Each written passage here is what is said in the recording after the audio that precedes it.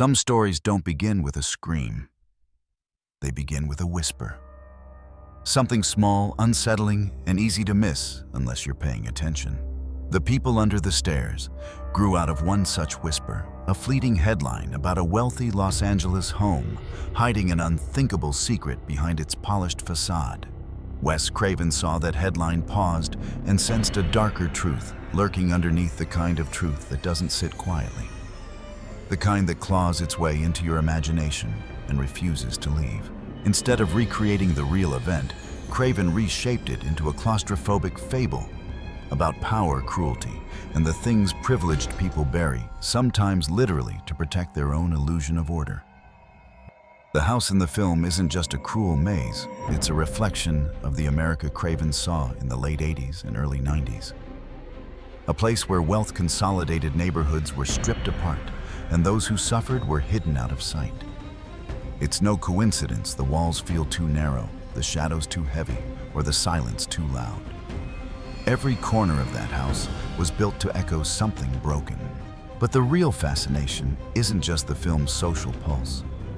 It lies in the strange, unsettling events that shaped its creation. Props with strange histories, performances pushed to the edge, scenes altered or erased, and an atmosphere on set that felt more like a haunting than a production. Craven didn't simply direct a movie. He exhumed a nightmare and asked audiences to look directly at it. What followed was a film that confused critics, polarized audiences, and quietly grew into one of the most peculiar cult classics of its era. These are 20 weird facts you didn't know about The People Under the Stairs, 1991. Fact 1. The origins of the film trace back to a real incident so brief and so quietly reported that most Angelenos never knew it happened. Police once entered a luxurious home in an upscale neighborhood, expecting a routine welfare check, only to find 2 children locked away in darkness, hidden like shameful secrets. That tiny news clipping caught Wes Craven's attention not because of its sensationalism, but because of its silence. He sensed that beneath the polite wording of the article lay something deeply wrong, the kind of wrong that thrives when no one asks questions. Rather than replicate the case, Craven allowed the idea to mutate into a cautionary parable about the rot behind respectability. His early concept centered on a house that didn't just trap bodies, it swallowed innocence, history, and morality piece by piece. The villains weren't fantastical creatures. They were reflections of a society that punishes the vulnerable while protecting the comfortable. Even the layout of the home symbolized a world in which cruelty is compartmentalized and hidden behind locked doors.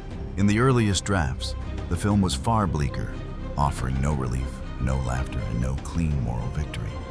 But as the script evolved, Craven sharpened the metaphor rather than softening it. He built a nightmare that felt uncomfortably plausible. The strangest part, the real story that sparked it, was forgotten almost instantly, except by the man who turned it into something unforgettable. Fact 2. Before the film settled into its final blend of horror and grotesque satire, Craven conceived it as a relentless psychological descent. His initial screenplay contained no playful edges, no moments of absurd humor, and no tonal relief. It was a stark portrait of oppression, built to unsettle rather than entertain. When the studio read it, they panicked.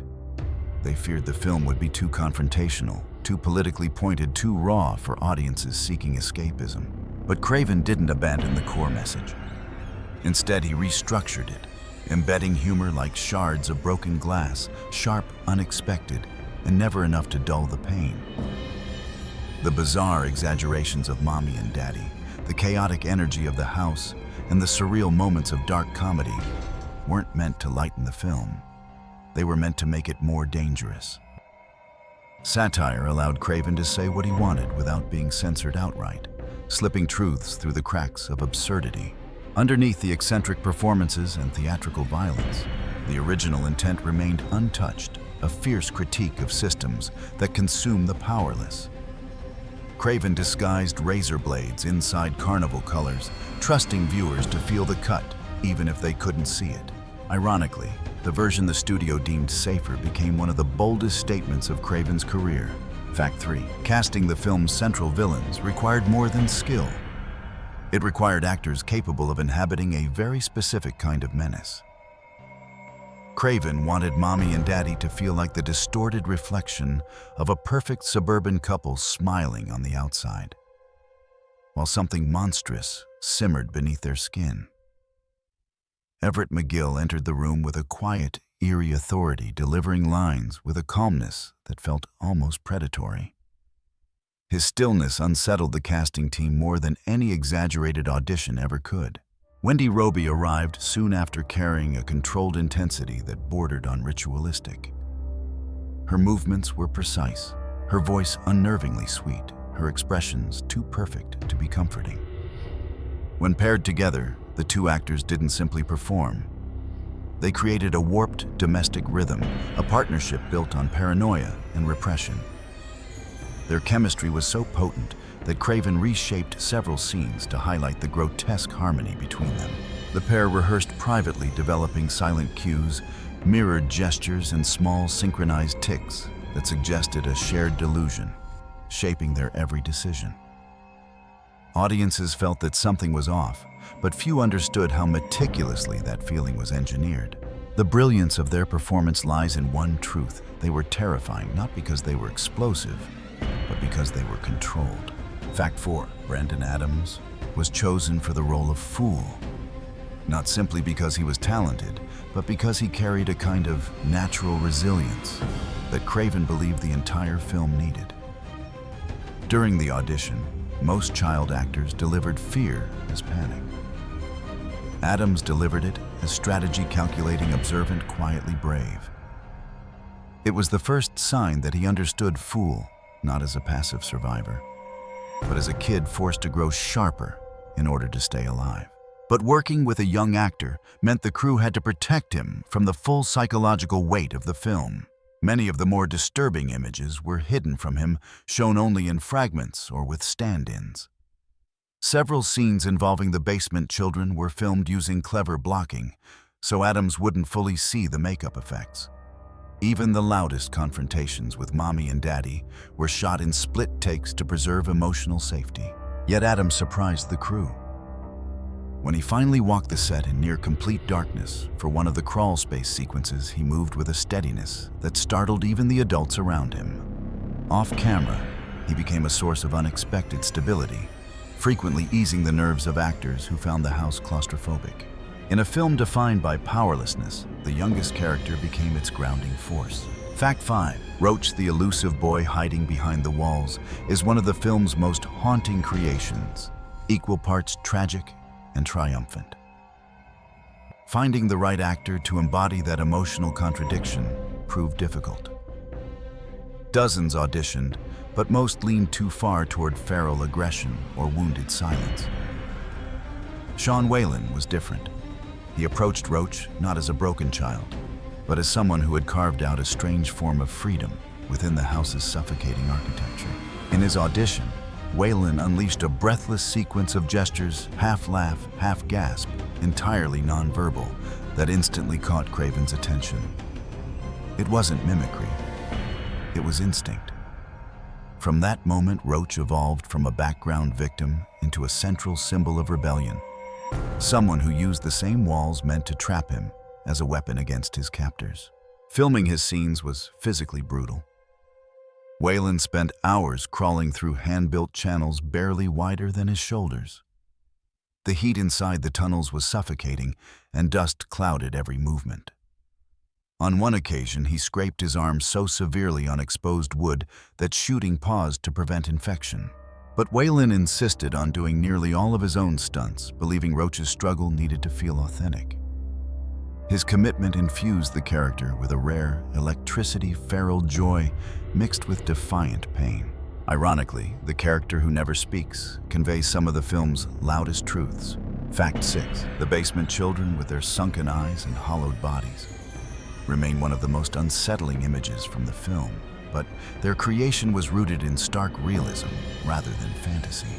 Craven instructed the makeup department to avoid theatrical monsters and instead study how isolation, trauma, and sensory deprivation reshape the human body.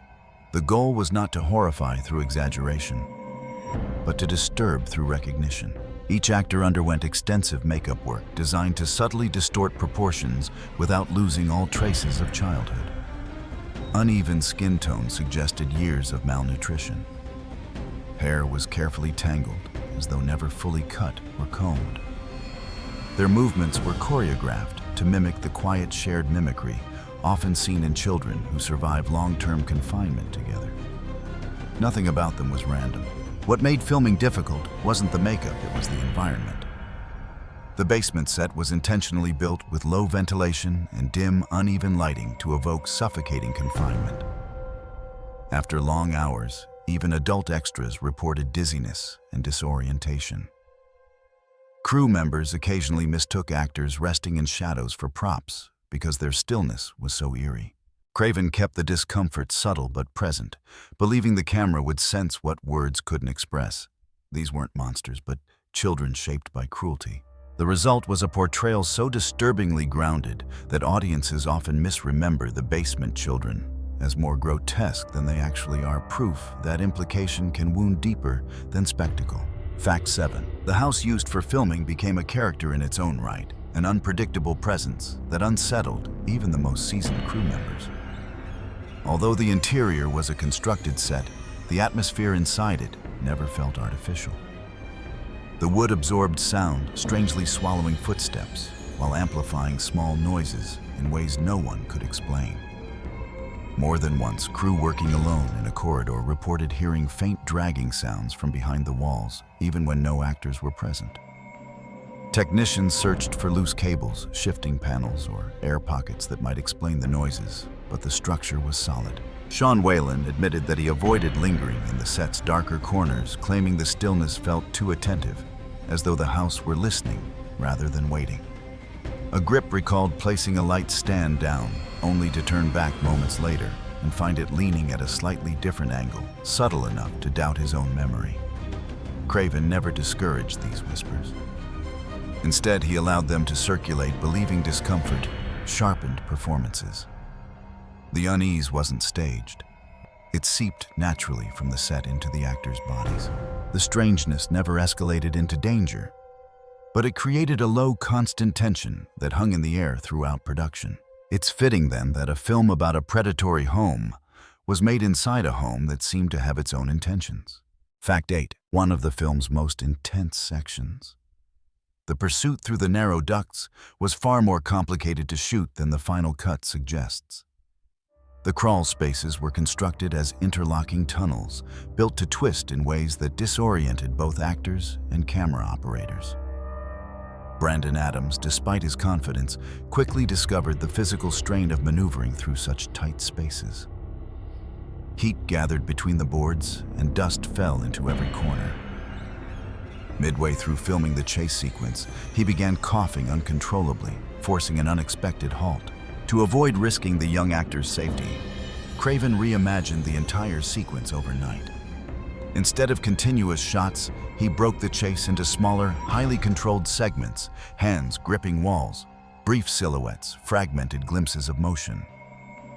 This approach made the scene more visually frantic, while keeping Adams out of the most claustrophobic sections. However, the challenges didn't end. The shotgun blasts meant to strike the walls caused vibrations that rattled the maze.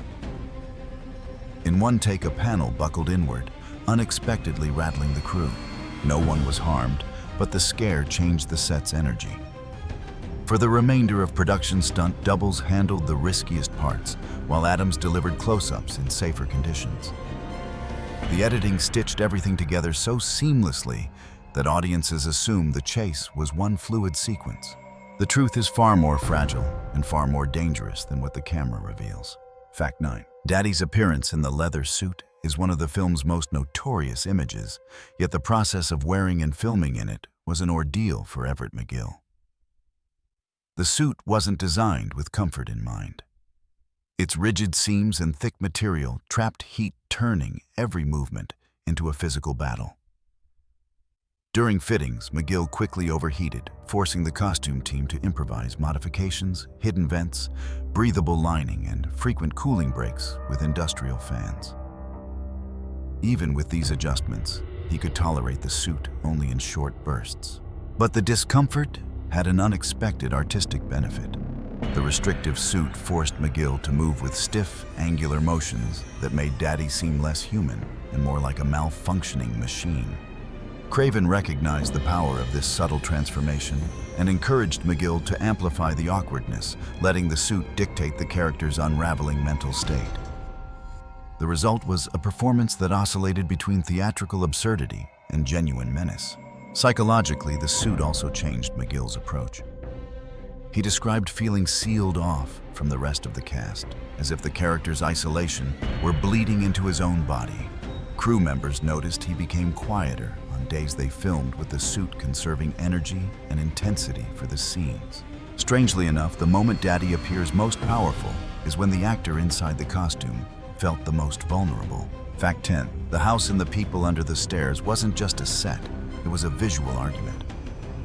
Craven and his production designers approached its architecture with the mindset of storytellers crafting each level to represent a different psychological terrain. The upper floors shimmer with artificial order, polished surfaces, decorative clutter, and a suffocating sense of perfection. Beneath that veneer is the main level where the rules of the house are enforced through silence and surveillance. And deep below in the basement lies a realm built to erase identity entirely. Craven insisted that the transitions between these levels feel progressively claustrophobic. Ceiling heights subtly shift, hallways narrow, and the lighting grows harsher or dimmer depending on the emotional state he wanted to evoke. Even the wallpapers were chosen for their unsettling patterns, almost familiar but distorted just enough to suggest something is wrong. An unusual detail came from Craven's refusal to soundproof the set completely, by allowing the natural creaks and groans of the structure to bleed through. He created an auditory unpredictability that unnerved actors during scenes of quiet tension. A door frame might pop softly during a dramatic pause. A floorboard might settle at the exact moment a character hesitates. None of it was planned, but Craven welcomed it. The house isn't merely where the story happens. It is the story's conscience constantly reminding the viewer that cruelty is rarely hidden where we expect it. Fact 11. One of the most emotionally charged scenes originally filmed for the movie involved a longer, unbroken moment between Fool and the basement children, one that humanized them far beyond what appears in the final cut. In Craven's original version, the camera lingered on their faces in silence, allowing the audience to absorb the quiet tragedy of children robbed of language, sunlight, and safety. During test screenings, this scene triggered an unexpectedly intense reaction. Some viewers looked away, others cried. The discomfort wasn't fear, it was recognition. Universal executives believed the moment crossed an unspoken boundary, bringing the film too close to real-life cases of captivity and child neglect. Fearing backlash or accusations of exploitation, they insisted the sequence be trimmed significantly. Craven resisted, arguing that the film's power depended on acknowledging the children's humanity, rather than relegating them to monstrous imagery. But he eventually conceded to studio pressure. What remains in the final cut is only a shadow of that original moment. Yet even in its shortened form, the scene still carries a haunting energy, one that hints at the full emotional weight that could have been. Sometimes what we don't see leaves the deepest impression. Fact 12. Throughout the film, reflective surfaces appear in odd, almost intrusive places. Mirrors that distort faces, glass panes set at unnatural angles, metallic objects that catch light but obscure detail. These weren't accidental choices. Craven used reflections to imply fractured identities, buried guilt, and a household obsessed with appearances, but terrified of self-examination. Mommy's repeated glances into mirrors weren't vanity. They were rituals of denial, attempts to maintain control, while her world eroded around her. The mirrors weren't pristine either. Many were intentionally scratched, warped, or covered in dust to disrupt the clarity of the image. When characters walked past them, their reflections seemed stretched or diminished, giving the illusion that the house itself was reshaping their forms. Craven even placed a few mirrors at illogical heights, too low for an adult, too high for a child, as a way to disorient both the actors and the audience. One rarely noticed detail sits near the basement entrance, a small, almost invisible mirror that reflects nothing but a thin strip of darkness. It was positioned deliberately to capture a sense of avoidance, as if no one, including the camera, wanted to confront what lay below. In a film filled with horrors, the mirrors whisper a quieter truth. The monsters aren't hiding in the basement, they're hiding behind the masks people create for themselves. Fact 13. Filming in a real neighborhood brought a layer of unpredictability that the production never fully controlled. The house's exterior transformed into a decaying fortress with barred windows and rotting boards, created an uneasy contrast with the quiet residential street around it. Neighbors who passed by during the early weeks of shooting assumed the worst. Some thought a crime scene was being investigated. Others believed the property had been condemned. One resident even reported the set to the local council, worried it was attracting the wrong kind of attention. But the most memorable misunderstanding happened when a postal worker approached the front porch and glimpsed the basement children in full makeup resting between takes. Shocked, he fled without delivering the mail and returned hours later with a supervisor, convinced something was terribly wrong inside the house. The crew had to escort both visitors through the set to prove everything was staged. Craven later joked that the film had managed to frighten people before a single frame was shot. As filming continued, the neighborhood's attitude shifted. What began as suspicion slowly transformed into fascination. Residents started lingering behind barricades, curious to see what new horrors the crew would unveil each day. Children on bicycles gathered like spectators at a carnival. In an odd way, the house became a temporary landmark, an unsettling reminder that fiction and reality sometimes collide in unexpected ways. Fact 14. Studio involvement in The People Under the Stairs was far more turbulent than audiences might imagine. Universal expected a straightforward horror film, something edgy but commercially safe. What they got instead was a volatile blend of satire, social commentary, and unfiltered anger wrapped in a chaotic fairy tale. Executives grew uneasy as dailies revealed Mommy and Daddy as exaggerated caricatures of wealth and authority, disturbing in ways that mirrored real-world power structures a little too closely. Their concerns escalated when early assemblies of the film showcased scenes that leaned heavily into commentary about gentrification, economic exploitation, and the predatory tendencies of the privileged.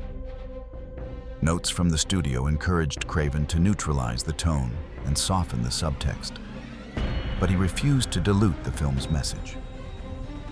He believed the horror genre was strongest when it reflected society's fractures rather than avoiding them. After a tense week of negotiations, Universal eased its pressure, recognizing that the film's boldness was part of its identity. Only minor trims were required, lines they felt leaned too sharply toward political accusation. Craven accepted these small concessions, but made sure the core themes remained untouched. Decades later, those very themes are the reason the film feels more relevant now than when it premiered. Fact 15. Among the many props used during filming, one knife carried a history no one expected. Initially selected by the prop department for its worn handle and realistic weight, the knife seemed perfect for close-up shots. It wasn't until a continuity assistant cross-referenced its serial markings that the truth surfaced. The blade had once been logged as evidence in an old burglary case in Los Angeles. The case had closed years earlier, and the knife was sold at auction, along with other decommissioned items. No one realized its past until it was already on set. Instead of discarding it, Craven kept the knife in rotation, fascinated by the idea that an object tied to real violence could find new life inside a fictional narrative. Actors who handled it often commented on its heaviness, not physical, but psychological. Some refused to use it for rehearsals, opting for replicas until cameras rolled. A rubber version was created for action shots, but the real knife appears in most of the film's detailed close-ups. Craven believed that authenticity mattered, even when its source was unsettling. He liked the quiet truth embedded in the blade, the idea that even mundane objects can carry shadows. It is fitting that a film about buried cruelty unknowingly incorporated a relic from an actual crime. Fact 16. Over the years, The People Under the Stairs became a quiet blueprint for a new generation of filmmakers looking to merge social critique with genre storytelling.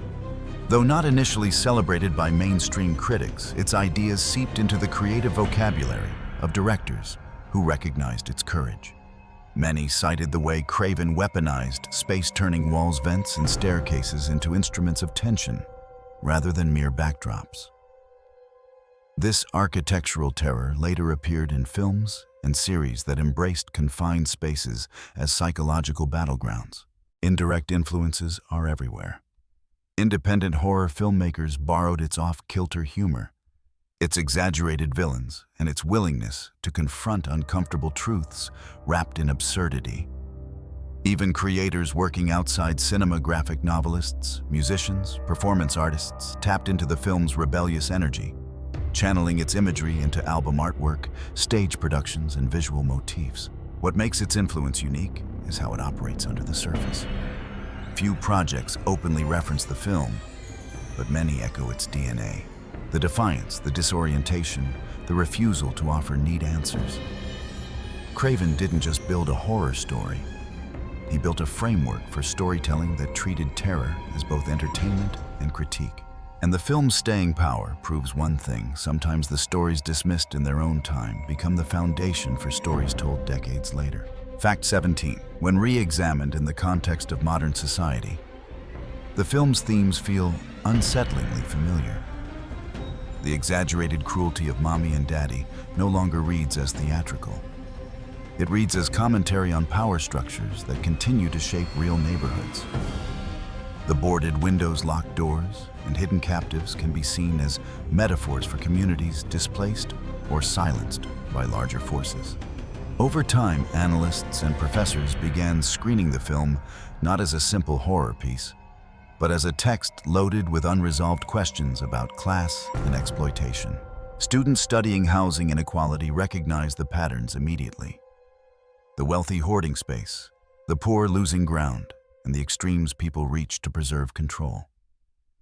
Craven's villains embody an obsessive need to possess property, bodies, and narratives.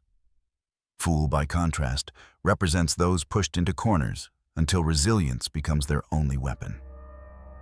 The film's chaotic tone, once criticized, is now seen as an honest reflection of a system that feels incoherent and threatening. What's remarkable is that the film didn't age into relevance. It was already speaking truths many were unwilling to hear. Modern audiences don't watch it as a relic. They watch it as a mirror. Craven may not have intended prophecy, but he captured a fracture that only widened with time. Fact 18. Though overshadowed by Craven's blockbuster titles, this film slowly built a devoted cult following that thrives on its contradictions.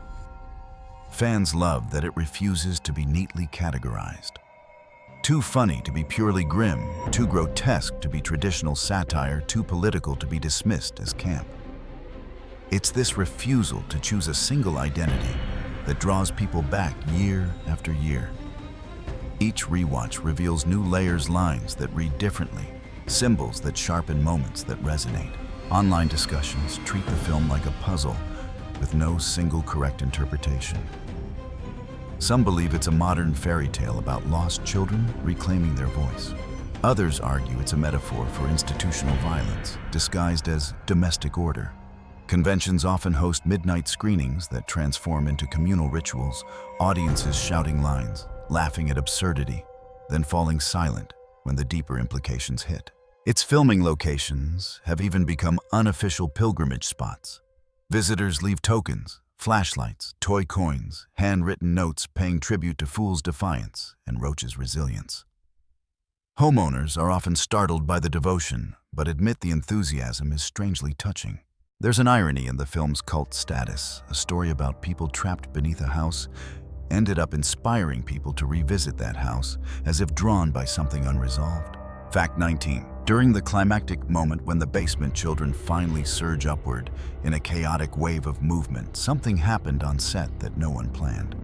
The choreography called for the actors to press forward in a controlled slow-motion advance, enough to look overwhelming without endangering anyone. But a misinterpreted cue disrupted the timing. Instead of coordinated movement, the group surged all at once, collapsing the careful formation and swallowing Brandon Adams in a blur of pale limbs and frantic motion. For a few seconds, no one realized anything was wrong. The cameras kept rolling, and the noise of the scene masked Adams' initial struggle. When he finally emerged breathless and shaken, the set froze. Crew rushed in, the cast apologized, and shooting halted to make sure he wasn't injured. Adams insisted he was fine, though his hands trembled slightly. What struck the crew was how quickly he regained composure, slipping back into character with remarkable focus. Later, when Craven reviewed the footage, he noticed something extraordinary. The unintended collapse had produced an authenticity impossible to replicate. Fear, confusion, resistance. All the emotional currents of Fool's Ark were captured in Adams' expression during those unscripted moments.